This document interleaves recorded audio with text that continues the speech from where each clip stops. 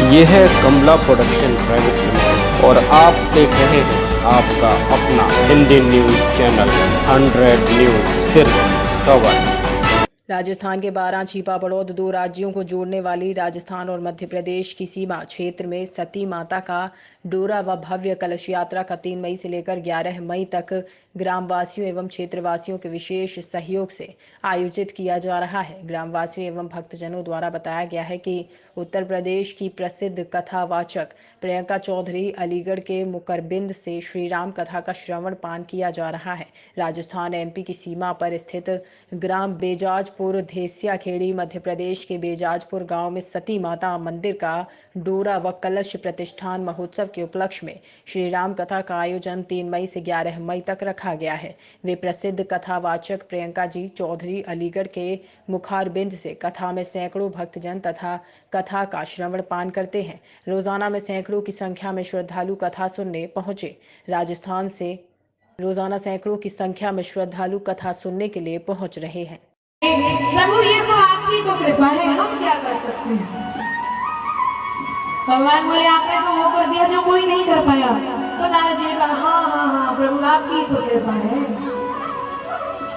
भगवान ने देखा, देखो कई बातों को कहने से ही समझ में आ जाता है कि व्यक्ति के अंदर के भाव क्या है। भगवान समझ गए और भगवान अपने बच्चों का अहित कभी नहीं कर सकते। भगवान ने तुरंत लिख लिया,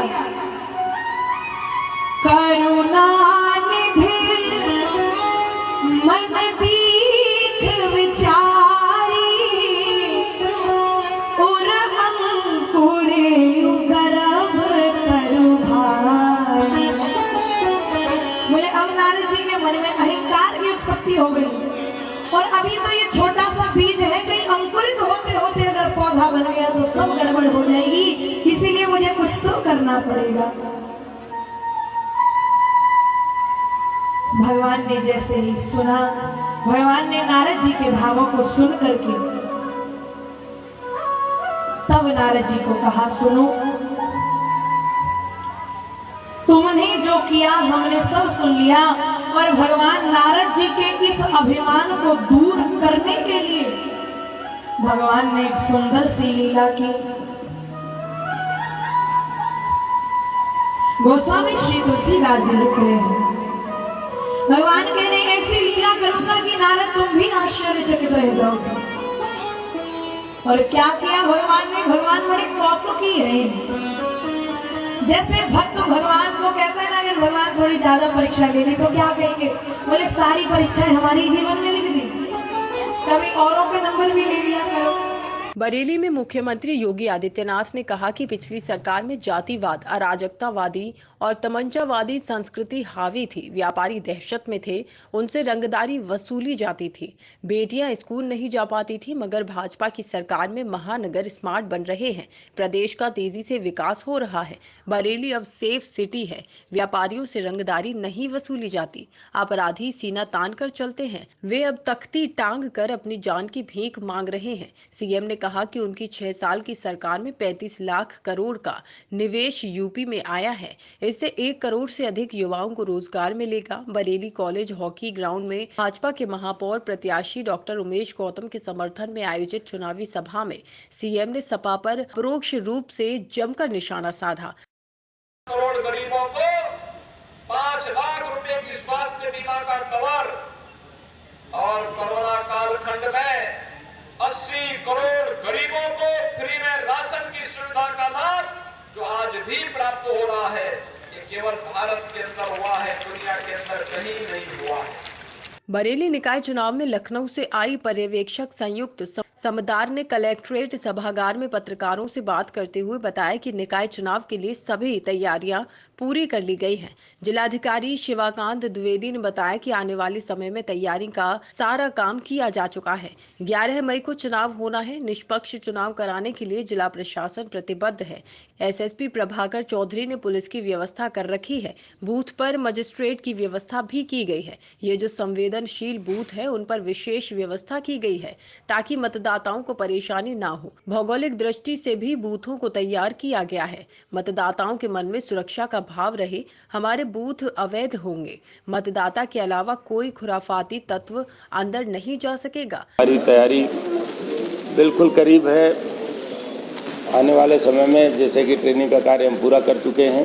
10 तारीख को हमारी पोलिंग पार्टी जाएंगी। 11 तारीख को चुनाव होना है। फ्री एंड फेयर इलेक्शन कराने के लिए जिला प्रशासन प्रतिबद्ध है। हमने पर्याप्त मात्रा में पुलिस फोर्स की व्यवस्था करा रखी है। एसएसपी साहब ने बूथों की संवेदनशीलता के अनुसार वहां पर फोर्स का डिप्लॉयमेंट बना रखा है। सेक्टर और जोन्स में हमने पूरे नगर निकायों को बांट रखा है, जहां पर 3 से 5 वार्ड पर एक हमारे जैसे कि आरओ साहबान है और 3 वार्ड पर हमने एक सेक्टर मजिस्ट्रेट लगा रखा है और 2 सेक्टर पर एक जोनल मजिस्ट्रेट लगा रखा है। बनाई गई है बेसिकली ये है कि यहाँ से बरेली क्लब से सारी डिप्लॉयमेंट होगी। रवानगी और पोलिंग पार्टीज है वो यहाँ कॉलेज से होगा और उसके बाद इलेक्शन खत्म होने के बाद 8 बजे पोल शुरू हो जाएगा। By the end of the poll police force के साथ कंपनी होके पोलिंग पार्टीज अपना जो ईवीएम्स है वो जमा करेंगी परसाखेड़ा में, जहाँ पिछली बार की काउंटिंग हुई थी। बैलपुरी चौराहा शिकोहाबाद जन मेडिकल स्टोर पर जोशीला स्वागत किया गया एवं समाज के बच्चों को कंप्यूटर शिक्षा का महत्व समझाते हुए बताया कि आगे की कोई भी प्राइवेट, सरकारी, अर्ध सरकारी व अधिकारी किसी लेवल की नौकरी हो उसमें कंप्यूटर का ज्ञान होना अति आवश्यक है। जहां लोग छोटी छोटी नौकरियों के लिए बाहर जाते हैं एवं अपना कोई छोटा बिजनेस भी करना चाहते हैं तो कंप्यूटर का अति महत्व है। आधुनिक समय में बिना कंप्यूटर शिक्षा के तरक्की करना संभव नहीं है। अभिभावकों का ये नैतिक कर्तव्य है कि हर घर में शिक्षा को बढ़ावा देने के लिए कंप्यूटर होना अति आवश्यक है। हर घर में कंप्यूटर हो, ये हर विद्यार्थी का प्रथम कार्य होना चाहिए। आगे आने वाले समय में एक कदम भी बिना कंप्यूटर के चलना मुश्किल होगा। भारत के आधुनिकता की ओर बढ़ते कदम बताते हैं कि कंप्यूटर शिक्षा अति आवश्यक है। मैं इन सभी लोगों को बहुत बधाई। शिक्षा के लिए हम जिस भी माध्यम से काम करें, चाहे वो कोचिंग सेंटर के माध्यम से, चाहे कॉलेज के माध्यम से, चाहे गाइडेंस के कार्यक्रम के माध्यम से या अवेयरनेस प्रोग्राम के माध्यम से, हमारी जो लक्ष्य की फैजाबाद की टीम है उस टीम ने शिक्षा के क्षेत्र में काफ़ी काम किया। और ये जो आप सेंटर देख रहे हैं, ये सेंटर आज जो टेक्निकल एजुकेशन है उसका प्रतीक है। और आज के समय में जो ग्रामीण शिक्षा है खास करके, उसके सामने सबसे बड़ी चुनौती है इंग्लिश लैंग्वेज और कंप्यूटर शिक्षा की। हमारे बच्चे बाहर जाते हैं प्राइवेट कंपनियों में, उनको जॉब की समस्याएँ होती हैं।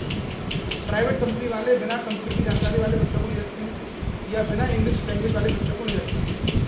एक आधार इन्होंने आप प्रदान करने की कोशिश की है कि कम से कम बेसिक कंप्यूटर यहाँ से सीखे जाएंगे तो किसी भी कंपनी में बच्चे जॉब कर सकते हैं। दूसरा जो सरकारी क्षेत्र है, आप कोई भी कॉम्पिटिशन एग्जाम दीजिए, आप एसएससी का, बैंक का, रेलवे का, इवन अगर आप आईएएस का परीक्षा भी देंगे तो आईएएस की एग्जाम के बाद जब आप अफसर बन के जाते हैं वहाँ भी आपको सारे काम कंप्यूटर पर करने होते हैं। ऐसे में कंप्यूटर शिक्षा मेरे हिसाब से अनिवार्य है। हर व्यक्ति को, हर बच्चे को कंप्यूटर आना चाहिए। कंप्यूटर आपके स्किल को बढ़ाता है और आप भी काम करना चाहें अपने जीवन में उस काम को सहज करता है। और खास करके यदि आप किसी सेवा में जाना चाहते हैं, वो प्राइवेट नौकरी हो चाहे सरकारी नौकरी हो, वहाँ ये एक तरीके से अनिवार्य है। तो मैं इनको बहुत बहुत शुभकामनाएं देता हूँ ऐसी पहल करने के लिए। और जो हाईटेक चीज़ें हम लोग ग्रामीण स्तर तक या छोटे कस्बों तक लेके जाएंगे, उसका लाभ उन लोगों को मिलेगा जिनके पास उनकी सुविधाएँ नहीं है, वंचित रहे हैं। और यहाँ क्योंकि ये एक रूरल एरिया से कनेक्टेड कस्बा है, तो आसपास के जो ग्रामीण जनों के बच्चे हैं वो यहाँ आकर के चीज़ें सीख सकते हैं और फिर वो बच्चे बेहतर परफॉर्म कर सकते हैं आगे अपने जीवन में, चाहे किसी भी कॉम्पिटिशन में। ये है कमला प्रोडक्शन प्राइवेट लिमिटेड और आप देख रहे हैं आपका अपना हिंदी न्यूज़ चैनल 100 न्यूज़ सिर्फ कवर।